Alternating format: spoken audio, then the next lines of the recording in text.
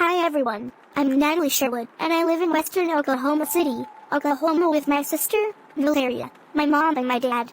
My story started 5 months after my high school graduation in December 2021 when all the graduates including me were invited to take a book from the school's library home with us for a graduation present. While my fellow graduates knew what book they wanted, I was confused because prior to that day, I didn't visit the library that much and there were so many books that it was very hard to choose. All seems hopeless for me until my best friend, Courtney, pointed me towards a book that I might like. The book was called Rudolph the Red-Nosed Reindeer. Rudolph the Red-Nosed Reindeer. That name sounds familiar somehow. After looking at a few pages of the book, I decided it was the book I was going to take home.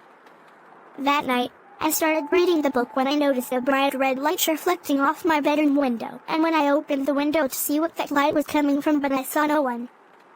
The next day when I was having lunch at Burger King with Courtney, I told her that when I was reading the book, I noticed a bright red light reflecting off my bedroom window from outside.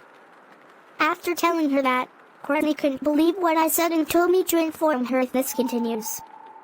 That night, I was reading the book again when I looked at my window and saw Rudolph the Red-Nosed Reindeer himself standing outside.